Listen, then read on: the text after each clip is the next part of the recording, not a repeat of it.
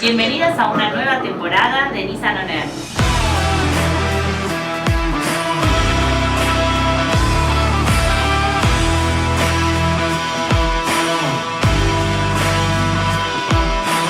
Y ya estamos en el aire, abróchense los cinturones. Cada episodio es un viaje en particular.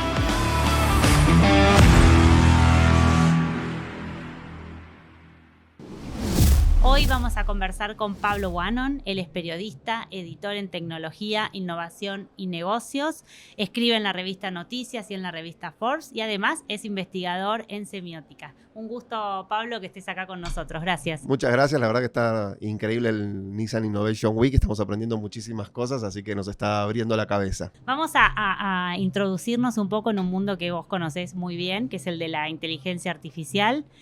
Si tuvieras que describir de manera fácil inteligencia artificial, que tanto se está hablando, se habla mucho durante este último tiempo, ¿de qué hablamos cuando hablamos de inteligencia artificial? Digamos, son formas para resolver problemas donde se supone que algún nivel de inteligencia hay que tener, ¿no? Empezó como sistemas expertos en la década del 50, donde el nicho era muy específico, el dominio, y bueno, después se fue generalizando y estamos ahora en una plena explosión por una mezcla de tecnologías que hubo.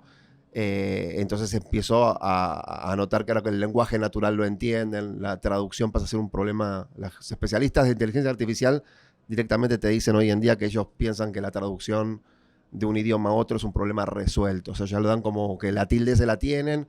Problemas puede haber cuando es un dominio muy específico en el sentido de que es para un traumatólogo o alguna cosa así, pero el leer el diario, el lenguaje coloquial, digamos, se considera en este momento solucionado.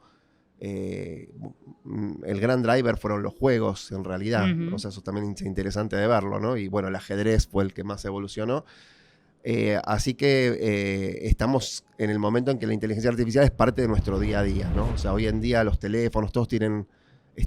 no nos damos cuenta, pero ya lo estamos utilizando. Pero esa inteligencia artificial, dijiste algo muy interesante recién, ¿no? Como que ya hicieron un check sobre algunos puntos como la traducción, donde entra también el factor humano, la parte cultural. O sea, una máquina puede traducir, pero también faltaría la parte de interpretación. ¿Vos creés que estos sistemas van a terminar reemplazando? O sea, ¿es un check que ya se puede hacer o sigue siendo para resolver? Digamos, el lenguaje tiene niveles de complejidad, Ajá. ¿no? O sea que en los niveles de complejidad más o menos sencillo, yo quiero un anuncio de un gobierno, lo que uno lee en el diario, normal, eso se considera solucionado. Después, si el dominio empieza a ser más específico, es más complejo, pero también es más complejo para el humano. Por ejemplo, Claro. Si queremos leer a Joyce en castellano, hay un traductor humano. Lo hizo bien o mal y no sé. Para hacerlo bien requiere creatividad y requiere ser él también una especie de Joyce. Entonces, en ese caso, empieza a ser un poco más discutible. Pero el avance es fenomenal. O sea, puede suceder hoy en día que vos estés leyendo algo en castellano, la revista Forbes que hablamos, estás leyendo en castellano y en realidad lo tradujo un sistema y vos en ningún momento te diste cuenta que un sistema automático de traducción. Haciéndolo, Entonces exacto, eso es cuando se habla exacto. de inteligencia artificial, es un test que se llama el test de Turing, que es que cuando es o sea, no es distinguible si lo hizo una máquina o un humano, es que hay una inteligencia artificial. Entonces estamos llegando en muchos casos a ese punto. O sea, vos estás leyendo el texto, pero no te diste cuenta que hubo una máquina que lo tradujo. Claro. ¿Y qué son los asistentes virtuales? Bueno, los asistentes virtuales usan un poco esta inteligencia artificial y es una tecnología donde la discusión tal vez es un poco más alta, porque bueno, si el asistente virtual se parece más a un sistema experto y tiene ese conjunto de reglas, lo vimos por ejemplo con el COVID, que teníamos un robot y nos daba el turno y todo. Entonces, si es claro el problema y es clara la solución. El problema que tenemos con los asistentes virtuales es que sí extrañamos a los humanos porque a veces el problema que tenemos no está previsto en eso que se parece ya más a un sistema experto. Entonces, lo sufrimos un poco. Porque antes teníamos que llamar al 0800 a que nos atienda un operador que por ahí encima no solucionaba el problema. Y ahora nos atiende un sistema virtual que no nos soluciona un problema que nos pasa con el operador que por ahí tampoco nos soluciona el problema. Entonces, Y se hace una cadena. el problema son las empresas. Ahí las empresas tienen que empezar a entender que no es el asistente virtual, sino que me pongo del lado del cliente, que puedo entender los problemas y que le puedo dotar de esa inteligencia que el asistente virtual necesita. Entonces, hoy en día un bot lo programamos en 15 minutos. Ahora que el bot solucione los problemas de la gente, pasa a ser otro dominio también. Los invitamos a suscribirse haciendo clic en la campana para recibir las notificaciones sobre los próximos episodios de Nissan On Air. ¿Podemos delegar todo en nuestros dispositivos electrónicos? Hay un tema que se llama la procrastinación, ¿no? Que es el tema de que nosotros dejamos para mañana todo y nos entretenemos y todo. Entonces, bien utilizado, es un uso de la tecnología, ¿no? Bien utilizado, un sistema nos puede organizar nuestro tiempo y nos puede inclusive alertar de que estamos demasiado adictos a mirar el diario en internet. O sea, nos puede ayudar un poco, ¿no? Entonces, hay tareas automatizables donde los sistemas digitales nos ayudan más. Hay temas donde nos fomentan adicciones que nos están creando problemas nuevos y la sociedad digital está entrando en un nuevo set de problemas que no tenía, digamos. O sea, nos crearon problemas que no teníamos, ¿no? Para verlo de una forma y decirlo en una palabra, por ahí esta cultura del hedonismo, donde lo quiero ahora y lo tengo ya. Y sea lo que sea, porque tenés el smartphone, te lo da ya. Y ese tema del hedonismo y de la autosatisfacción permanente, a su vez crea nuevos problemas. Entonces, hay que tener en cuenta que viene el asistente digital o el smartphone, nos trae un montón de soluciones, pero hay que entender que nos trae nuevos problemas, ¿no? O sea, yo ahora te estoy mirando a vos a los ojos y eso ya no existe tanto, ¿no? Porque normalmente si estaríamos en un bar tomando un café, estaríamos los dos con el celular y nos miraríamos de tanto en tanto. Entonces hay comunicación que el dispositivo hizo que se pierda también.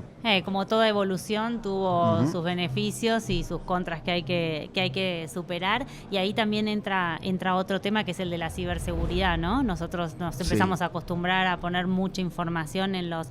¿cómo nos tenemos que cuidar, digamos? Como el usuario común, digo. No, es un problema. Bueno, vos hablaste un poquito de semiótica, ¿no? Y eso sí se puede ver. O sea, a su vez, como se lo puede ver desde el punto técnico, hay todo un tema con la semiótica que sería desde la fake news a la información falsa a las formas de engaño y de malware que hay, que tiene una raíz semiótica porque en definitiva es que yo pongo tu foto pero vos no sos vos, entonces yo pienso que vos sos mi amiga, que me escribís por WhatsApp y te tengo que mandar plata y al final te la mando. O sea, hay todo un tema que se llama ingeniería social, que es como uso la representación de las cosas, pero por detrás pasa otra cosa, y para darte cuenta hay un expertise tecnológico que tenés que tener.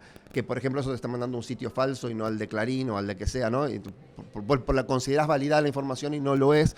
El tema es muy complejo.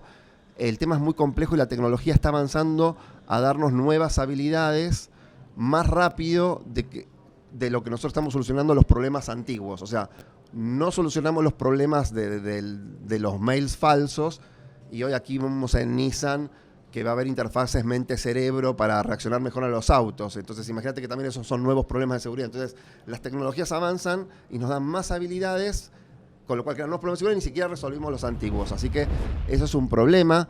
El problema, un camino de solución del problema, es que se ha invertido mucho en el antivirus tecnológico, las distintas compañías que hay, y se ha invertido poco en el antivirus que está en el cerebro de uno, en uno, digamos, ¿no? Que eso es un problema cultural, educativo, etcétera. Entonces, tal vez en los programas educativos se invierte demasiado en ciertas cosas y el mundo cambia muy velozmente. No sé, por ejemplo, escribir a mano, sí, es muy útil, pero el chico antes de escribir a mano ya está en TikTok y ya le están pasando un montón de cosas por estar en TikTok. Entonces, y uno no puede evitar que pase, digamos, ¿no? Porque uno no puede dirigir que pase. Entonces, los chicos de 8, 9, 10 años están todos en TikTok y por ahí tienen 10 veces más seguidores que un periodista famoso. Entonces, el entender es esa...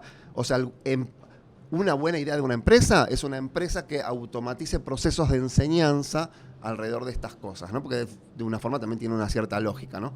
Pero el antivirus tiene que estar en la persona. O sea, se ha invertido en hacer el antivirus del software. Me bajo el antivirus. ¿Estoy seguro? No, no estoy seguro. Estoy un poco más seguro que no tener nada, pero estoy muy poco seguro, digamos. Entonces, el antivirus en las personas, que es un tema educativo, es esencial. Y en definitiva tiene que ver con una determinada educación. No es que hay que hacer un techi tecnológico que tenés que programar, pero tiene que ver con un entender las habilidades de cómo se usan las cosas. Eso te iba a decir, es entender primero para después hacer buen uso, porque también está el bombardeo de la información. Por ejemplo, si uno quiere, abre el celular, Twitter, Google mismo, hay información por todos lados. Bueno, cuando digo basta o qué leo, cómo se pone, no hay un límite. La gente aprendió a usar la computadora, pero no aprendió tanto de estos otros problemas que hablamos, que muchas veces su ataque es por la emoción. Y en ese momento de vulnerable, donde justo te quedaste sin trabajo, es muy difícil que vos desconfíes de eso, porque aparte es en LinkedIn y no sé qué, y vas a enviar el pasaporte digitalizado, y ese pasaporte después se va a vender en la Deep Web como un pasaporte para que alguien lo clone, para que un ruso entre a no sé dónde, bueno, lo que sea, ¿no? Estoy inventando, pero se entiende el concepto. Entonces, es una educación que no es solo tecnológica, sino es emocional. Y enseñar el manejo de las emociones nos es difícil, porque desde Sófocles hasta ahora las obras de teatro griegas siguen vigentes, digamos, y muy difícil para un chico de 8 años que va a estar con esto, ¿no? Entonces el desafío no es menor. Muy interesante lo que acabas de decir, te agradezco mucho que por hayas favor. estado con nosotros en Muchísimas Nissan On Air. gracias. No se pierdan el próximo episodio de Nissan On Air con especialistas de Latinoamérica para seguir descubriendo y conociendo las grandes tendencias en el mundo del marketing, la comunicación, el deporte, la tecnología y el metaverso.